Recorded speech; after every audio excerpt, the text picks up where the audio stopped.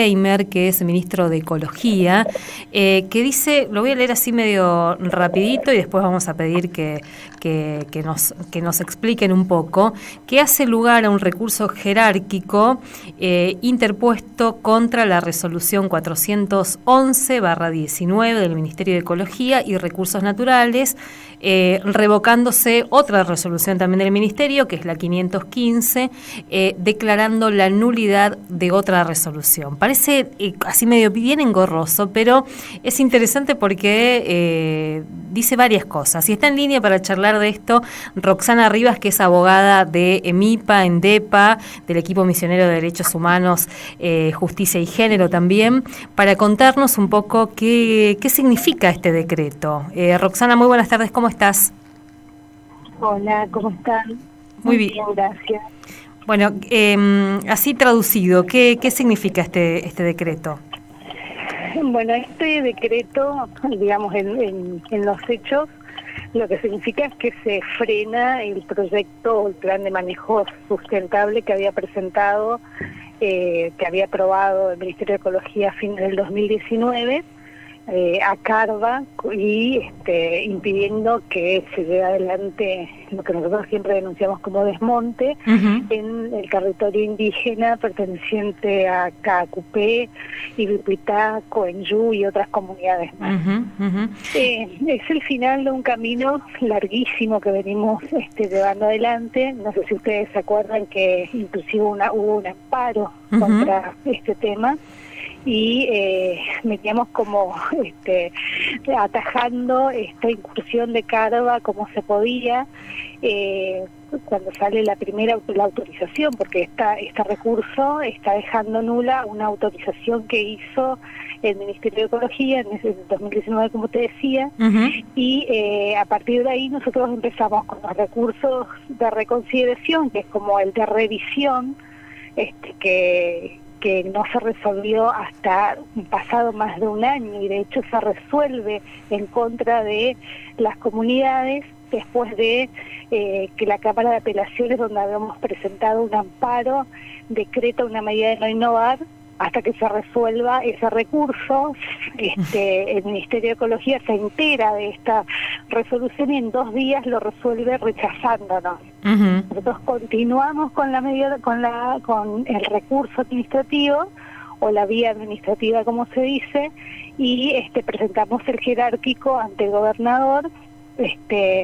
Ya te digo, sin mucha esperanza, porque la verdad es que veníamos como peleando contra el sistema judicial primero, contra el ministerio después, en ese interín, denuncias cruzadas, difamaciones, etcétera, siempre al ministerio trabajando.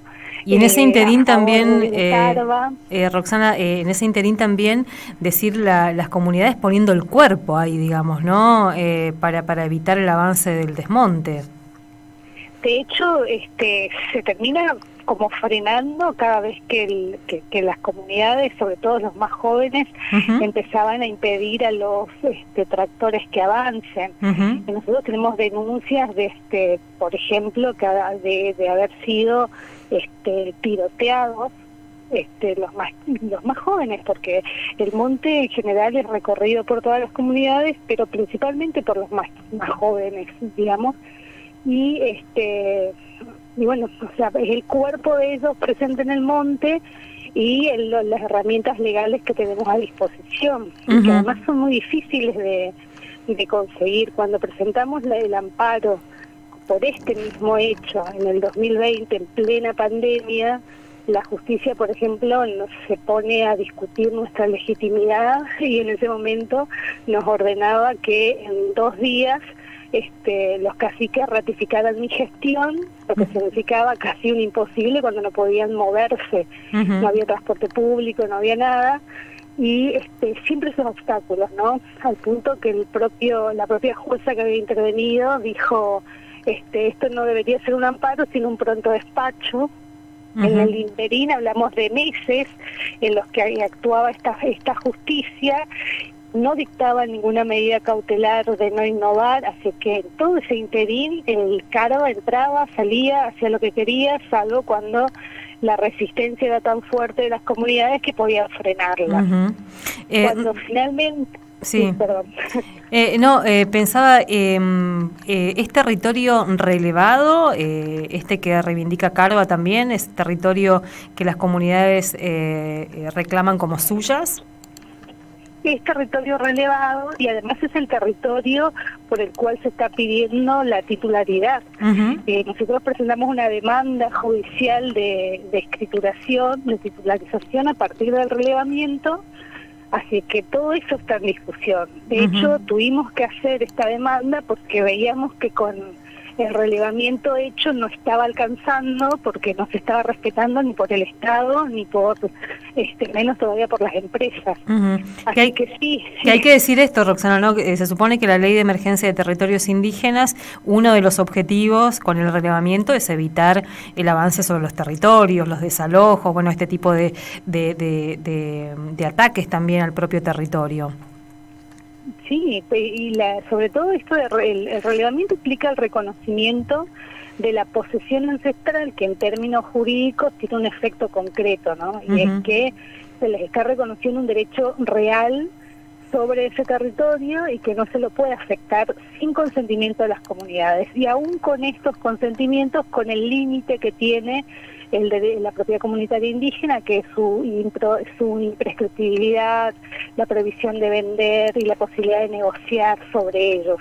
Así es que fue una pelea, por eso te voy contando que fue una pelea dificilísima, porque durante más de un año y medio, esto de no tener respuesta de la justicia, esa respuesta favorable, no favorable del ministerio, implicaba la entrada y salida de Carva en el territorio y el corte desmesurado del monte, que es lo que siempre se vino denunciando. Veíamos también, perdón Roxana, veíamos entre lo que aparece acá en el decreto, es que además de declarar la nulidad parcial, habilita o exige que se inicie un proceso de consulta previa, libre e informada a las comunidades. ¿Cómo es cómo se materializaría este planteo? Bueno, esa es la parte como más interesante de este decreto, porque una de las, fundamentos que nosotros presentamos para pedir en su momento la nulidad de la autorización es que se había violado ese derecho que es fundamental y que está vinculado a esto que veníamos hablando. No se puede tocar el territorio sin la debida consulta y la obtención del consentimiento eventualmente de las comunidades. Cuando se logra esta resolución, cuando se firma la resolución del ministro en su momento Juan Manuel Díaz, este plan de manejo, que es un expediente administrativo en ecología, hacen de cuenta o hacen la ficción de que cumplieron con la consulta, pero de manera absolutamente irregular. Por ejemplo, fijaban una fecha para mañana y hoy a la noche llegaba alguien a avisar a los caciques, al otro día la camioneta del Ministerio de Ecología los traía, o de Carva, y se iba violentando esos derechos, porque la consulta previa, libre e informada debe ser también respetando no solamente los tiempos del pueblo indígena que corresponde, sino también su propia idiosincrasia. Por ejemplo, las últimas audiencias inclusive se hacían las notificaciones por edicto, lo que es un absurdo pensar que los pueblos indígenas tienen acceso a un diario para leer, además un edicto que está en castellano, ¿no? O sea, todas esas irregularidades se fueron observando, y este decreto, cuando uno lo lee, que hoy justo decíamos con EMIPA, no tiene desperdicio, porque va dando cuenta de cada acto que se pretendió poner como consulta y todas sus irregularidades vinculadas a esto de la notificación y la no información. Y diciendo que esto es palabra, por supuesto seguramente debe ser el equipo jurídico, inclusive hay mucho del dictamen del fiscal, pero que lo firma el gobernador, que dice que la consulta debe ser respetando, debe constituir un diálogo intercultural, respetando la idiosincrasia, los pueblos, buscando acuerdos, porque recordemos que la consulta es obligatoria pero no es vinculante. Y este decreto dice que hoy por hoy, citando jurisprudencia muy reciente, esta consulta debe ser a fin de lograr acuerdos y lograr consentimiento, lo que significa que ya no alcanza con la formalidad, que es necesario que de esos actos surja digamos, un acuerdo de voluntades. Que por supuesto eso no existió, porque si bien se traía un cacique a otro cada tanto, lo que todos estos caciques que estuvieron en las supuestas o pseudo consultas siempre dijeron que no querían más incursión en el monte. Además era también llamativo, a medida que íbamos siguiendo este conflicto, Carva o el propio ministerio intentando elegir su interlocutor de parte de las comunidades, digamos, ¿no? Como exactamente. Exactamente, que inclusive hay un capítulo interesante de este decreto que va respondiendo a lo que nosotros vamos poniendo también de relieve en nuestra presentación, ¿no? Es esto de poner siempre en duda la representatividad de los caciques.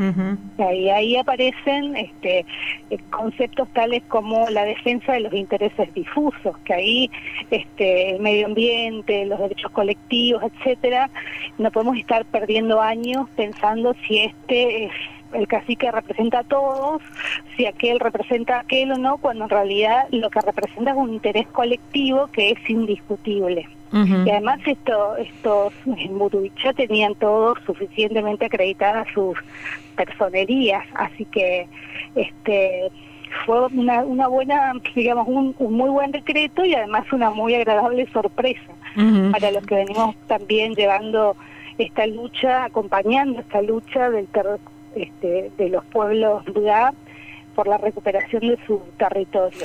También decíamos, Roxana, es interesante ir viendo en los últimos años los pueblos indígenas en nuestro país y también particularmente en la provincia han ido aprendiendo a disputar en este terreno que es claramente hostil, que es el terreno judicial y marcando algunas cuestiones. Hoy decías algo al pasar que no es al pasar, digamos, lo de la interculturalidad, lo de los textos que deberían estar traducidos también al idioma mbugá, y eso con posibilidades que si no se atiende pueden ser declarados nulos las resoluciones o las intervenciones. Y sí, que de hecho esto es lo que motiva la nulidad y es un poco poner otra vez en valor esto que además pasaba un poco con que ayer tuvimos una entrevista también en base al derecho indígena sobre este proyecto de derogar la ley 2660 de emergencia territorial, ¿no? Decíamos cómo por ahí se dan discusiones para afuera, que son generalmente mediáticas, desvalorizando lo que es el derecho y las garantías que tienen los pueblos indígenas, pero que esas discusiones para dentro del Poder Judicial, para ahora vemos también dentro de la administración pública, están como saldadas porque el derecho indígena está firme, más firme que nunca. Esto que vamos invocando ha sido resuelto en todas las instancias. El derecho a la consulta, sus modalidades, las garantías que se deben preservar están perfectamente establecidas, tanto por la Corte Suprema de Justicia de la Nación, a la que además invoca el decreto en algunos antecedentes, y también a la Corte Interamericana de Derechos Humanos. O sea, a nosotros lo que nos pasaba un poco en esta lucha, haciendo uso de estas herramientas legales que tenemos, era ver la impotencia que nos producía, que pasaba el tiempo, que la empresa seguía entrando y que no teníamos ningún tipo de resolución, sabiendo que la resolución no podía ser otra que esta. Pero en el interín se van cortando árboles y eso no se recupera con con un decreto favorable. Hoy los árboles que se cortaron están cortados. El hecho consumado después, que decimos, ¿no? Que tanto peleamos eso en el amparo. Y después lo otro de las herramientas legales, porque este territorio, que además de ser incursionado por Carva, que se atribuye la propiedad, también sufrió y está sufriendo desde hace muchísimos años el apeo ilegal, es decir, intrusos que entran, cortan, depredan, y las denuncias de estos hechos siempre las hicieron las comunidades. siempre, sin ningún tipo de respuesta. Y esto lo hicimos ver en su momento cuando el ministro de Ecología anterior, el ministro Vialey, salía públicamente a decir que Carva era una empresa modelo en cuanto a la preservación del medio ambiente y que las comunidades eran las que dejaban que todo se degrade, inclusive los culparon de los últimos incendios, ¿no? Mientras ellos nos atacaban, digamos, públicamente, que atacaban a los caciques mediáticamente, ellos seguían el camino, digamos, legal y jurídico, por un lado, y también resistían en el monte, no solamente a Carva, sino a todos los otros que estaban todo el tiempo avanzando contra su territorio. Roxana, seguramente vamos a volver a charlar porque la verdad que es muy interesante ir también viendo esto que vos decís, ¿no? Las resistencias que se generan en el territorio, en el ámbito jurídico también, en lo mediático, bueno, todos estos aprendizajes que también nos van mostrando los propios integrantes de las comunidades. Para cerrar entonces con este decreto, no debería Carva volver a ocupar ese territorio, a transitar ese territorio. ¿Cómo es? Y el plan de manejo que fue aprobado hoy está nulo, ya está parado, frenado, y se empieza de vuelta el procedimiento administrativo con la obligación que tiene el Estado de convocar y de acuerdo a las normas, a los estándares y a los requisitos que se le impone a una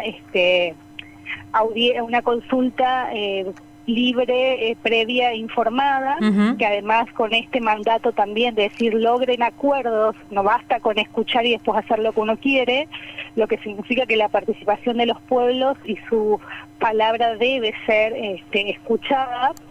Y en el interín esto significa tiempo, porque mientras tanto sigue y empieza el trámite que está en pleno de la demanda por la titularización, que si se la obtiene ya debería cesar cualquier tipo de incursión sobre el territorio indígena relevado de Caacupé, Ibutá y Capotí, y Coenchú. Así que es como empezar de cero ese plan para Carva y con la obligación de que se garantice la consulta de los pueblos. Ahora el tiempo debería estar a favor de las comunidades, digamos, no al revés, como ha sido. Roxana, seguramente vamos a volver a charlar, sobre todo dejamos para otra conversación este recurso que se presentó para la escrituración de este territorio, que también es un paso muy interesante hacia el reconocimiento real, concreto, de la posesión de estos territorios. Así que nos volvemos a seguramente a encontrar en cualquier momento. Muchas gracias. Muchas gracias a ustedes. Hasta luego. Hasta luego. Roxana Rivas es abogada de MIPA, de ENDEPA, también del equipo misionero de Derechos Humanos, Justicia y Género, y este decreto que, insisto, se conoció hoy, se notificó a las partes hoy, es el decreto 710, firmado por el gobernador de la provincia y por el ministro de Ecología, declarando ahí, así a grandes términos, dándole la razón a las comunidades de estas aldeas, Uichi, Caacupé, Coeyumirí, Tallipotú y Coeyú, en el reclamo que vienen haciendo contra Carva. 16:56.